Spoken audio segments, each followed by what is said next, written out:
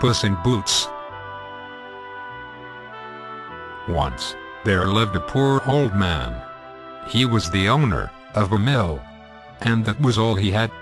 He had 3 sons, and after the poor miller passed away, the eldest son inherited the mill, while the second son inherited the donkey and the cart.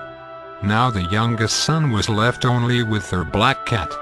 He loved the cat dearly, but could not help thinking how the cat can help him to come up in life. The cat knew what her master was thinking and told him that if he did what she told him to do, he would see what she can do.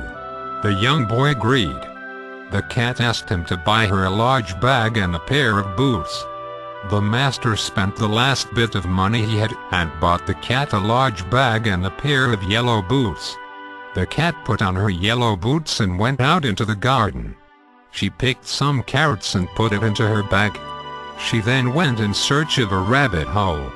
She soon came across one and laid the bag down with its mouth opened wide, so that the carrots can be seen. She then went around a low wall and hid herself behind it. Suddenly a fat, white rabbit appeared. He sniffed in the air and slowly crept into the bag to nibble at the carrots. Puss in Boots swiftly leapt out and drew the strings of the bag together. She then proceeded to the king's castle with the bag in which the rabbit was and presented it to the king.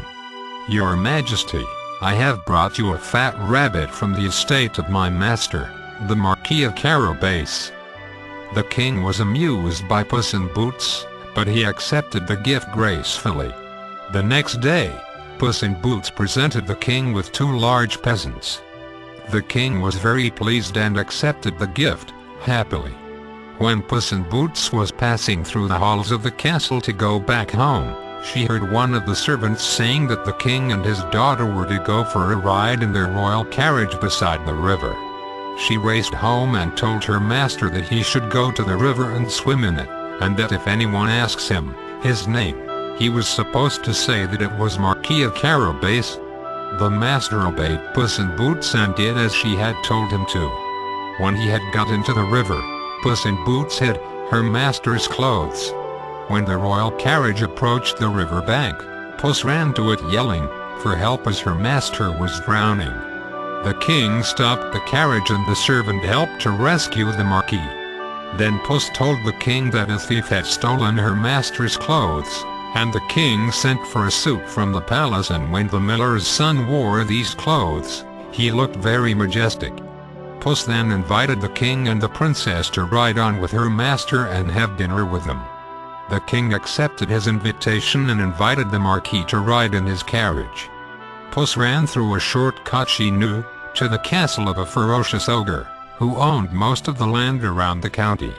She approached the castle, and when the doors opened, she walked straight in, showing off her new boots. The ogre looked at her in surprise and wonder.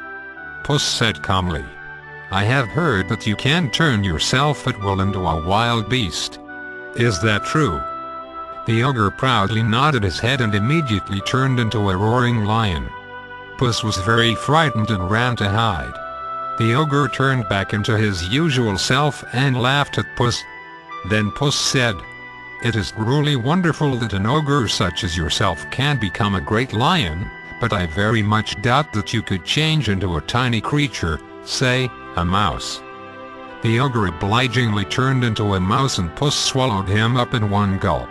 At this very moment, the royal carriage drew up in front of the castle and they all went inside to have a feast. The king thought that the Marquis was the ideal match for his daughter and gave her in marriage to the young master of Puss. They lived happily in the ogre's castle, and Puss in Boots lived in comfort to the end of her days. The end.